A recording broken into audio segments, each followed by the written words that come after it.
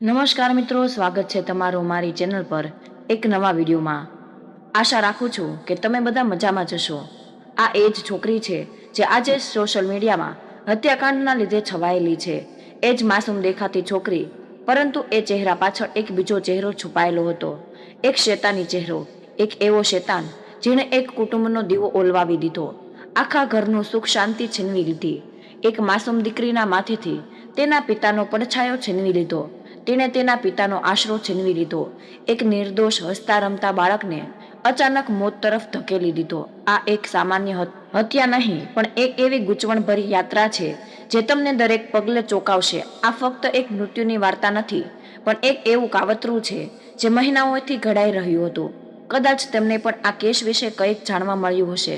કદાચ તમે Instagram reels, YouTube shorts અથવા સોશિયલ મીડિયામાં તમે તેને વાયરલ થતા જોયું હશે, પરંતુ એક વાર્તા સ્પષ્ટ છે। આ કિસ્સો સાવ એમ જ ચર્ચામાં નથી આવ્યો। તેની પાછળ એક રહસ્ય હતું, એક એવું રહસ્ય જે આખરે પ્રકાશમાં આવ્યું। આજે હું એ બધા જ રહસ્ય ઉકેલવા જઈ રહી છું જે આજ સુધી છુપાયેલા હતા। શું તમે તૈયાર છો? આ એક એવી કહાની છે જે તમારું હૃદય કંપાવી દેશે। જો તમે આ સત્ય જાણવા માટે ઉત્સુક છો તો કમેન્ટમાં હા જરૂર લખજો। તો ચાલો શરૂઆત કરીએ તે સત્ય ઘટનાની। મિત્રો, સૌરભ રાજપૂત, જે યુપીના મેરઠ રહેવાસી, મધ્યમ વર્ગીય સ્થિર પરિવારનો સભ્ય, મેરઠના બ્રહ્મપુરી વિસ્તારમાં રહે છે અને એક સફળ વેપારી બનવાનું સ્વપ્ન હતું। તે મર્ચન્ટ નેવી જોડાવાનું લક્ષ્ય હતું, તેથી તેણે દિલ્હી મરી એન્જિનિયરિંગ કોલેજમાં પણ પ્રવેશ લીધો અને પ્રથમ ડિવિઝન સાથે અભ્યાસ પૂર્ણ કરે છે। મુસ્કાન રસ્તોગી, જે મેરઠના રહેવાસી પરંતુ ઇન્દોરમાં વસવાટ, મેરઠ પબ્લિક સ્કૂલમાં અભ્યાસ કર્યો અને ત્યારબાદ મેરઠ ગર્લ્સ કોલેજમાંથી ગ્રેજ્યુએશન પૂર્ણ કર્યું હતું। અભ્યાસમાં સરેરાશ પણ વૈભવી જીવનશૈલી અને સામાજિક જીવનનો આનંદ માણવો, સોશિયલ મીડિયાએ બધો તેનો શોખ હતો। સૌરભ અને મુસ્કાનની મુલાકાતની વાત કરીએ તો 2015માં એક લગ્ન પ્રસંગ પર તે સમયે પ્રથમવાર મળ્યા હતા। ત્યારે સૌરભ ગ્રેજ્યુએશનના છેલ્લા વર્ષમાં હતો, જ્યારે મુસ્કાન પણ તેમજ કોલેજ પૂર્ણ કરી રહી હતી। બંનેના કોમન મિત્રો હોવાથી તેમની પહેલી મુલાકાત થઈ, જે પછી વાર્તાલાપ આગળ વધ્યો। વાતચીત વોટ્સઅપ અને સ્નેપચેટ સુધી પહોંચતા એકબીજાની નજીક આવી ગયા। મોસમ બદલાતો ગયો અને પછી થોડા મહિનોમાં સૌરભનું સ્વપ્ન સાકાર થયું। 2015માં મર્ચન્ટ નેવીમાં તેનું પસંદગી થઈ। સૌરભનું જીવન બદલાવથી તેની પસંદગીથી ઘરમાં આનંદનો માહોલ હતો। હવે તે મોટા પેકેજ પર કામ માટે સિલેક્ટ થઈ ગયો હતો। 2016ની શરૂઆતમાં સૌરભની પહેલી વખત ફરજ માટે લંડન જવું પડ્યું। હવે મુસ્કાન અને સૌરભની વચ્ચે વાતચીત વિડીયો કોલ, વોટ્સઅપ ચેટ્સ અને ઇન્સ્ટાગ્રામ પર જ વાતચીત થતી હતી। જ્યારે પણ સૌરભ ભારત આવતો તો મુસ્કાનને મળવા માટે જતો। સૌરભ અને મુસ્કાન પોતાના મોટાભાગનો સમય સાથે વિતાવતા, લાંબી ડ્રાઈવ, કેફે ડેટ્સ અને ભવિષ્યની યોજનાઓ પર ચર્ચા કરતા રહેતા હતા। 2016ના અંત સુધીમાં બંનેએ લગ્ન કરવાની નક્કી કરી લીધું હતું। સૌરભ તેમની કારકિર્દીમાં સેટ હતો અને મુસ્કાનને લાગવા લાગ્યું કે આ જ તે જીવન છે જેનું તેણે હંમેશા સ્વપ્ન જોયું હતું। પરંતુ એક સમસ્યા એ ઊભી થઈ હતી કે ફેમિલી સપોર્ટ નહોતી કરી રહી। 2016માં જ્યારે સૌરભે તેના માતા પિતાને મુસ્કાન વિશે જણાવ્યું, ત્યારે તેમના માટે આ એક મોટો ઝટકો હતો। તેઓએ આ સંબંધોને સ્પષ્ટ ઇનકાર કરી દીધો હતો। તેઓને લાગતું હતું કે મુસ્કાન તારી માટે યોગ્ય જીવનસાથી નથી, એવું તેઓએ સ્પષ્ટ કહી દીધું।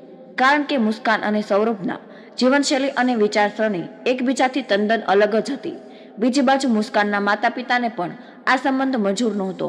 મર્ચન્ટ નેવીની નોકરી જોખમી હોય અને તેમના માતા પિતાને લાગ્યું કે તેમની દીકરી માટે એક સ્થિર અને પરંપરાગત જીવનશૈલીવાળો જીવનસાથી વધુ સારો રહેશે, જે હંમેશા તેની સાથે રહે। સૌરભ અને મુસ્કાન અનેક મહિનાઓ સુધી આ પર વાત કરતા રહ્યા, પણ કોઈ ઉકેલ ન આવ્યો। પરિવારનો સપોર્ટ મળતો નહોતો, છતાં તેઓ એકબીજાને છોડી શકતા જ નહોતા અને અંતે એક મોટા નિર્ણયની ઘડી આવી। બંનેએ નક્કી કર્યું કે તેમને હવે ભાગી જવું પડશે અને લગ્ન કરવા પડશે। 25 ડિસેમ્બર 2016ના હરિદ્વાર એક મંદિરમાં સાક્ષી માત્ર દીવો અને દેવતાઓ, સૌરભ અને મુસ્કાન એકબીજાના જીવનસાથી બન્યા। ગુપ્ત રીતે લગ્ન થયા। સૌરભે મુસ્કાન માટે એક મોટું બલિદાન આપ્યું, માત્ર પરિવારનો વિરોધ જ નહીં, પણ તેણે પોતાના એક દીકરા હોવાની જવાબદારી પણ છોડી દીધી। મુસ્કાને સાથ આપવા માટે તેણે નોકરી પણ છોડી દીધી અને આ કારણે તેને પરિવારમાંથી ઘરમાંથી કાઢી મૂકવામાં આવ્યા। લગ્ન દરમિયાન ફક્ત ગણાવી કોલેજના મિત્રો હાજર રહ્યા। કોર્ટ મેરેજ માટે અપીલ કરવામાં આવી અને 2 મહિના પછી તેમની સત્તાવાર રીતે લગ્ન નોંધણી કરવામાં આવી હતી. જ્યારે તેમના બંનેના પરિવારને લગ્ન વિશે ખબર પડી ત્યારે પૂરો ડ્રામા મચી ગયો. સૌરભના માતા પિતાએ તેને ઘરમાંથી કાઢી મૂકવાની ધમકી પહેલેથી જ આપી દીધી હતી અને હવે તે મિલકતમાંથી પણ બેદખલ કરી દીધું.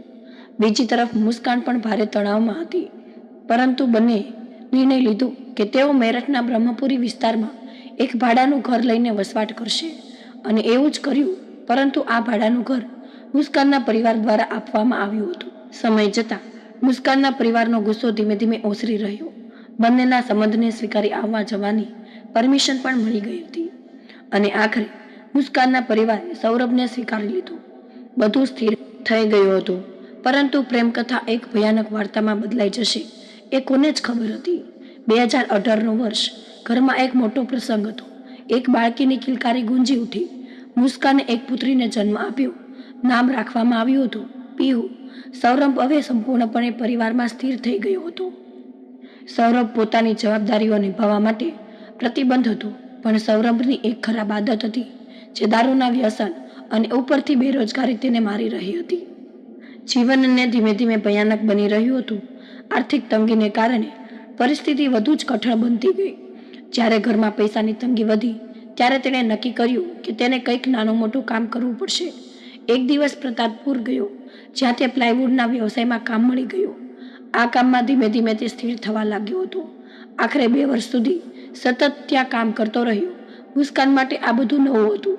સૌરભથી દૂર રહેવાને કારણે તેના જીવનશૈલીમાં મોટો બદલાવ આવ્યો. એકલતાને દૂર કરવા માટે તે પહેલાં કરતાં સોશિયલ મીડિયામાં વધુ સક્રિય થવા લાગી.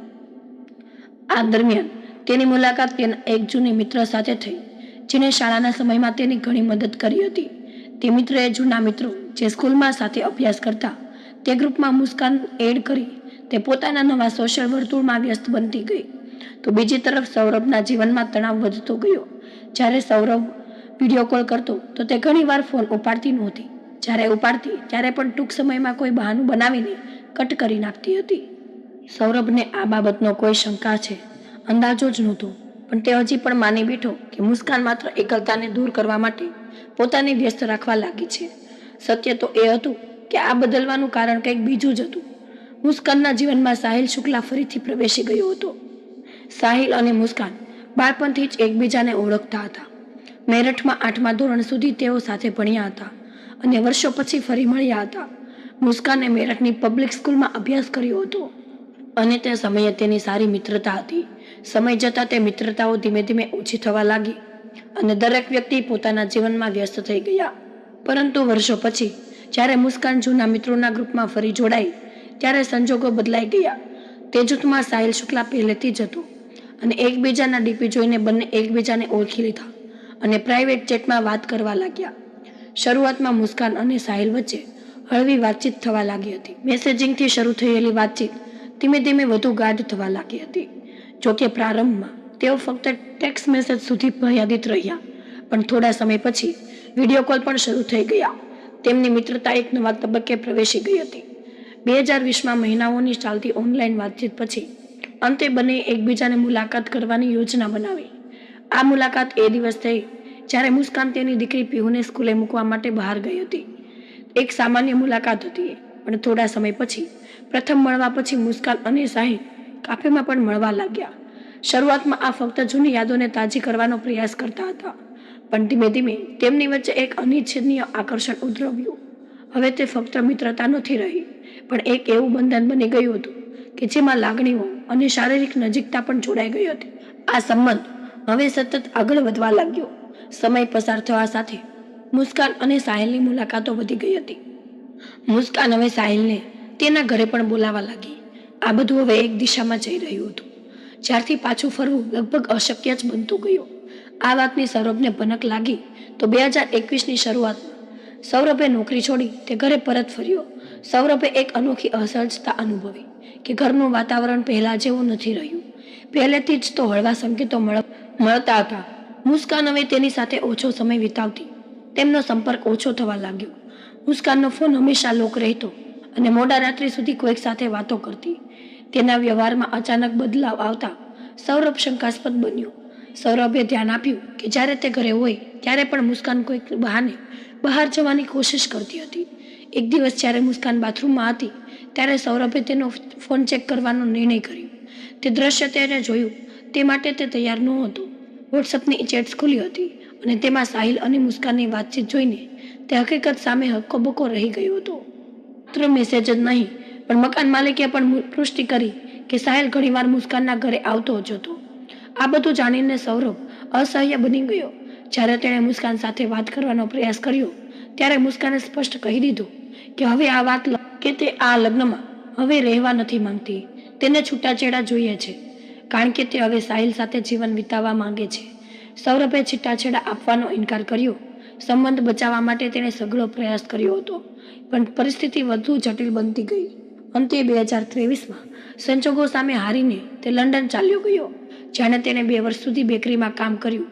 પરંતુ આ દરમિયાન મુસ્કાન અને સાહિલની વાર્તા એક એવી દિશા તરફ વળી. સાહિલ 2020માં પોતાની માતાના અવસાન પછી તૂટી પડ્યો હતો. માતાની અછત અને એકલતા વચ્ચે તે માનસિક રીતે પણ અસ્વસ્થ થઈ ગયો. તે મુસ્કાન પાસે વધુ નજીક થવા લાગ્યો અને આખરે મેરઠની એક બિલ્ડિંગમાં એક રૂમ ભાડે લઈને તે રહેવા લાગ્યો હતો. સાહિલનું માનસિક સંતુલન ધીરે ધીરે ખસી રહ્યું હતું.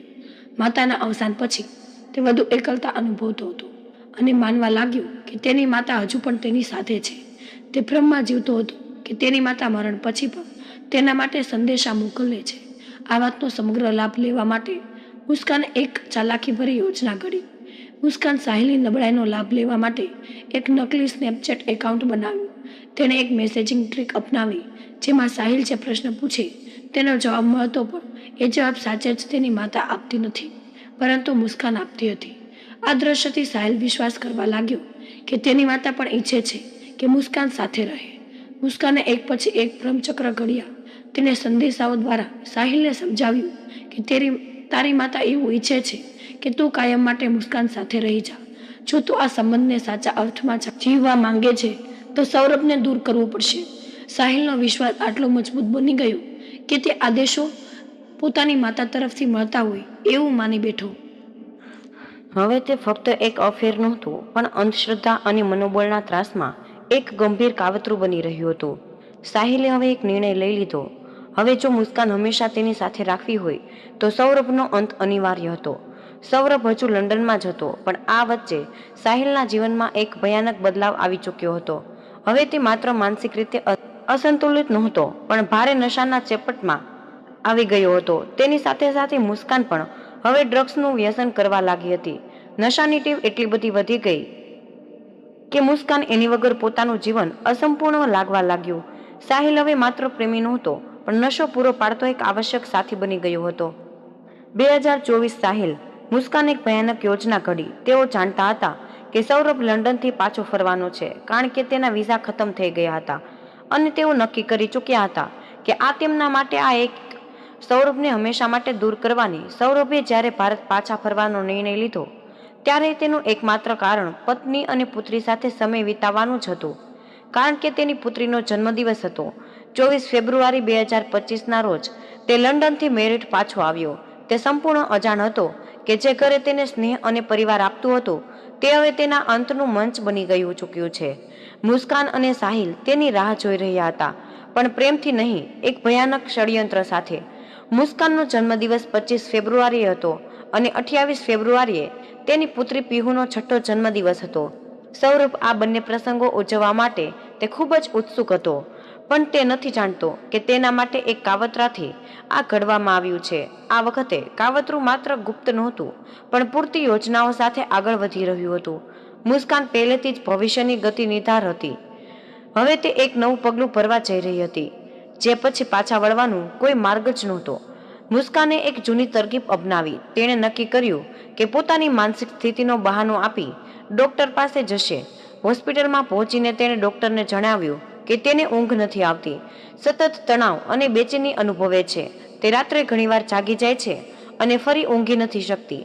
ડોક્ટરે તેને ધ્યાનપૂર્વક નિરીક્ષણ કર્યું અને ચેકઅપ કર્યા પછી તેના માટે કેટલીક દવાઓ લખી આપી. સાથે જ ઊંઘ માટેની દવાઓ પણ આપવામાં આવી હતી અને તે દવાનું પ્રિસ્ક્રિપ્શન લઈને મુસ્કાન સીધી ઘરે પરત ફરી. પણ હવે તે ગૂગલ પર સક્રિય થઈ. તેણે ઘણી દવાઓના નામ શોધવા માંડ્યા. દવાઓની અસર અને ઉપયોગ વિશે વિગતવાર જાણકારી મેળવી લીધી. હવે ખ્યાલ આવ્યો કે કઈ દવાઓ કોઈ વ્યક્તિને ઊંડા નિંદ્રાધીન કરી શકે છે અથવા બેભાન કરી શકે છે.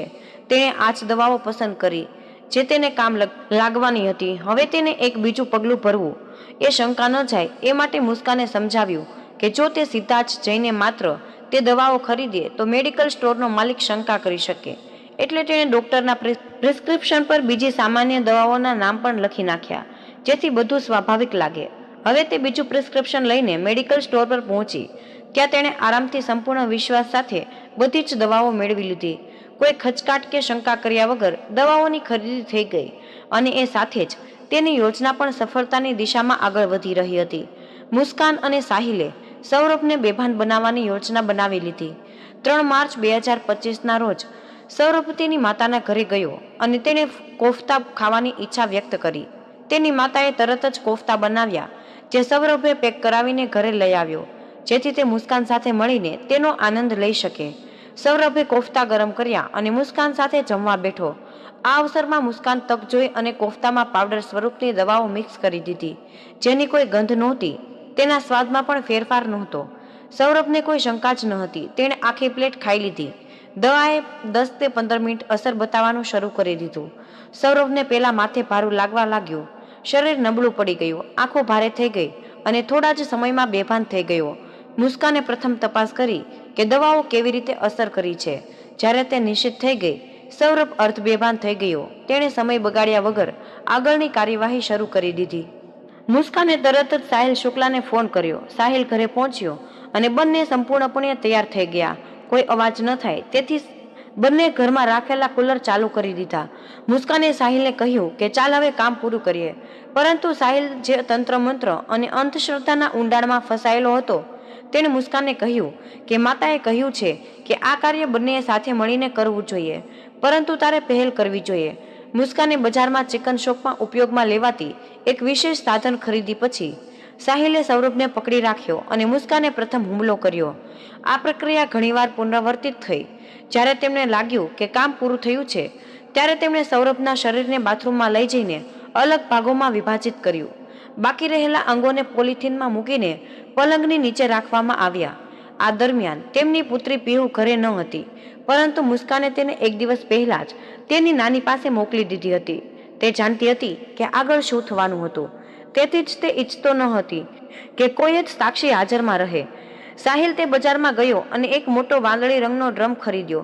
સાથે જ તેણે સિમેન્ટ, પ્લાસ્ટિક ડ્રમ અને કેટલીક અન્ય વસ્તુઓ પણ ખરીદી લીધી. હવે બધું જ તૈયાર હતું. પછી એ ફ્લેટમાં પાછો ફર્યો જ્યાં મુસ્કાન એક રૂમમાં હાજર હતી. પ્લાન અનુસાર તેમના સૌરભની લાશના જે ટુકડા કર્યા હતા તેને પોલિથીનમાં પેક કરી દી અંદર છોડી દેવામાં આવ્યા અને સિમેન્ટનો ઘોલ નાખી દીધો અને ચણી દેવામાં આવ્યું. ડ્રમનું ઢાંકણ દબાવીને બંધ કરી દેવાયું જેથી કોઈ ગંધ બહાર જ ન આવે. બંનેએ સાથે મળીને ફ્લેટની સફાઈ શરૂ કરી દીધી. સાહિલે પહેલેથી જ 10 કિલોગ્રામ બ્લીચિંગ પાવડર લાવ્યું જે અહીં ઉપયોગી થયું અને કહાની અહીં જ પૂર્ણ થતી નથી. પરંતુ 6 માર્ચના મુસ્કાન અને સાહિલ એક નવી યોજના બનાવી હતી. તેઓ ફરવા જવાનું નક્કી કરી રહ્યા હતા જેથી કોઈને શંકા જ ન જાય. જેઓ શિમલા, મનાલી અને કસોલની યાત્રા પર નીકળી ગયા. બંનેએ સૌરભનો ફોન પોતાની સાથે રાખી લીધો. આ દરમિયાન તેઓએ સૌરભનું એટીએમ કાર્ડ અને અન્ય આર્થિક દસ્તાવેજો પણ હથિયારી લીધા હતા. મુસ્કાન એ જ મોબાઈલ પરથી સૌરભના પરિવારજનોને મેસેજ મોકલાવતી, હું અને મુસ્કાન એક સાથે ફરવા જઈ રહ્યા છીએ, ચિંતાની જરૂર નથી. સૌરભના ભાઈઓ અને બહેનો વોટ્સએપ પર વાતચીત કરતા. સાહિલ અને મુસ્કાનનું વ્યવહાર એવું હતું કે માને તેઓ એક રોમેન્ટિક કપલ ટ્રીપ પર ગયા હોય. કોઈને શંકા જ ન થાય એ માટે તેઓ દરેક જગ્યાએ ખુશીભર્યા મેસેજ મૂકી રહ્યા હતા. વાસ્તવમાં તે તેમની યોજનાનો એક ભાગ હતો. મુસ્કાને પણ સૌરભના પરિવાર સાથે વાતચીત ચાલુ રાખી. તેની બહેન મેસેજ કરીને હોળીની શુભકામનાઓ પાઠવી જાણે કંઈ થયું જ ના હોય. બધું જ નક્કી કરેલું હતું. સૌરભનો ફોન 17 માર્ચ 2025 સુધી કાર્યરત રહ્યો જેથી કોઈને શંકા જ ન જાય. સૌરભના પરિવારજનોનો સતત સંપર્કમાં જ હતા પણ તેની બહેનને અંદાજ પણ નહોતો કે જે વ્યક્તિ તેના ભાઈની રીતે મેસેજ કરી રહ્યો હતો તે હકીકતમાં સૌરભ નહોતો પણ મુસ્કાન જ હતી. જ્યારે મુસ્કાન અને સાહિલ સાથે કસોલી જવા નીકળ્યા શરૂઆતમાં તેની પાસે 85,000 રૂપિયા હતા પણ ધીમે ધીમે એ પૈસા સમાપ્ત થઈ ગયા. મુસ્કાને સમજાવ્યું કે સૌરભના એકાઉન્ટમાં હજુ પણ 6 લાખ જેટલા પૈસા હતા પણ તેને આ રકમ મેળવવી મુશ્કેલ બની રહી હતી. જો તેણે આ પૈસા ઉપાડવાની કોશિશ કરી તો શંકા ઊભી થઈ શકે 18 માર્ચ 2025ની સવારે મુસ્કાને એક વિચિત્ર વિચાર આવ્યો. તેણે સૌરભની માતાને ફોન કર્યો અને પૂછ્યું, મમ્મી, સૌરભનું એટીએમનું એકાઉન્ટ પૈસા કેવી રીતે ઉપાડી શકું? તેના આ પ્રશ્નથી માતા ચોંકી ગઈ. તેણીએ તરત જ પૂછ્યું કે શું કામ પૂછે છે? જો સૌરભ તારી સાથે છે તો એને જ પૂછને. મુસ્કાનના અણસાર ભરેલા જવાબથી માતાના મનમાં શંકા જાગી ગઈ. જોકે એમને લાગ્યું કે કદાચ એમની બંને વચ્ચે ઝઘડો થયો હશે, એટલે સૌરભની માતાએ વધારે પૂછપરછ ન કરી. જ્યારે મુસાફરી પૂર્ણ કરીને મુસ્કાન ઘરે પરત ફરી ત્યારે સીધા પોતાના માતા પિતાના ઘરે ગઈ. દરવાજો ખોલતા જ તેણે પોતાની માતાને ગળે લગાવી, પણ માતા તેની હાલત જોઈને રડી પડી. માતા પિતાની જાણ પણ નહોતી કે તેમની દીકરીએ શું કર્યું. થોડીવાર માટે જ શાંતિ છવાઈ ગઈ હતી. પછી મુસ્કાન ધીમા અવાજે બોલી, માતા, સૌરભ હવે નથી રહ્યો, પણ મેં તેને માર્યો નથી. તેના શબ્દોથી જ માતા પિતા થરથરી ઉઠ્યા. તો કોણ જવાબદાર છે? માતાએ હઠથી પૂછ્યું. મુસ્કાને આંખ નીચે કરી અને બોલી, તેમના ભાઈ અને બહેન અને બનેવીએ સાથે મળીને આ ઘટનાને અંજામ આપ્યો છે. તેમના માતા પિતા આ વાત સાંભળીને સ્તબ્ધ થઈ ગયા હતા. એમના હૃદય પર આઘાત લાગ્યો અને એમના મગજમાં અનેક પ્રશ્નો ઉઠ્યા. છતાં પિતાએ પોતાના સાંભળીને પૂછ્યું, સત્ય છુપાવવાથી કંઈ જ નહીં થાય. ચાલો પોલીસ સ્ટેશન જઈને અને રિપોર્ટ કરીએ. રસ્તામાં પપ્પા પ્રમોદે ગાડી રોકી અને તેણે દીકરી તરફ જોયું અને કહ્યું, મને સાચું કહે, આખી વાત શું છે? મુસ્કાન થોડીવાર ચૂપ રહી અને ઊંડો શ્વાસ લીધો અને આખી હકીકત બહાર લાવી. હા પપ્પા, એ આ ગુનો કર્યો છે, પણ એકલી નહીં. મારા મિત્ર સાહિલ શુક્લાએ પણ મારી સાથે આ કાવતરું રચ્યું છે. એ સાંભળીને માતા પિતા માટે વિશ્વાસ કરવો મુશ્કેલ બની ગયો હતો. તું જે બાળપણમાં માખી પણ મારતી નહોતી, તે આજે એવું કર્યું. તેમના પગ નીચેની જમીન સરકી ગઈ. તેમણે સીધું બ્રહ્મપુરી પોલીસ સ્ટેશન પહોંચવાનો નિર્ણય કરી લીધો. પોલીસ સ્ટેશનમાં રિપોર્ટ નોંધાવ્યો. જ્યારે પોલીસ તપાસ કરી તેમના ફ્લેટમાં પ્રવેશ કર્યો ત્યારે તેમને એ જ વાદળી રંગનો ડ્રમ મળ્યો. ડ્રમ એટલો ભારે હતો કે ઉપાડવો મુશ્કેલ બની ગયો હતો. શંકા સચોટ હતી. પોલીસે ડ્રમ આખો લોડ કરીને ફોરેન્સિક તપાસ માટે લઈ ગયા અને શબઘરમાં મોકલવામાં આવેલા અવશેષોથી સાબિત થયું કે આ એક ભયંકર હત્યાકાંડ હતો. સમયસર સાહિલ પણ પકડાઈ ગયો.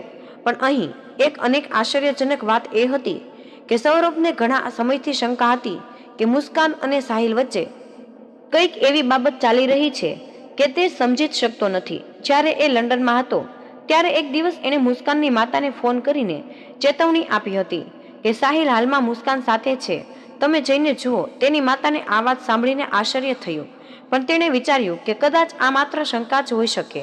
જોકે જ્યારે એને પિતાજી મુસ્કાનના ફ્લેટ પર પહોંચ્યા ત્યારે મુસ્કાને દરવાજો ખોલવાની સાફ ના કરી દીધી હતી. ત્યારે તેના માતા પિતાને સચ્ચાઈ ખબર પડી ગઈ હતી કે સૌરભ જે કહી રહ્યો હતો તે સાચું છે. મુસ્કાનના માતા પિતાએ બધું સમજી ગયા. તેમ છતાં કોઈ પગલું નહોતું ભર્યું. એ ભૂલ હતી. જો તે એ સમયે જ માતા પિતાએ મુસ્કાન પર દબાણ કર્યું હોત અથવા તો તેણે છૂટાછેડા લેવા માટે કરી દીધું હોત તો કદાચ આજની આ ઘટના ન બની હોત. જો કે સાહિલ સાથે રહેવા માંગતી હોત તો કાનૂની રીતે આગળ વધવું શક્ય હતું. બળજબરીથી સંબંધ જાળવી રાખવા કરતાં એને મૂકી દેવા એ શ્રેષ્ઠ વિકલ્પ હતો. પણ આજે જ આ ઘટના એક ભયાનક રૂપ લઈ ચૂકી હતી. આ કેસમાં આપણે શું શીખી શકીએ? જો કોઈ સંબંધ ઝેરી બની જાય, જો વિશ્વાસ અને આદર ખતમ થઈ જાય તો એને ત્યાં જ સમાપ્ત કરી દેવો જોઈએ. કોઈને બળજબરીથી સંબંધમાં રાખી શકાય. વિશ્વાસઘાત અને શંકા હંમેશા ખરાબ પરિણામ તરફ જ દોરી જાય છે. યથાશક્ય કાનૂની રીતે અને શાંતિથી સમસ્યાઓનું નિરાકરણ લાવવું જોઈએ. આમ અવારનવાર કોઈ પણ સૌરભ આવા અંત સુધી ન જવું પડે એ માટે જાગૃતિ લાવવી ખૂબ જ જરૂરી છે.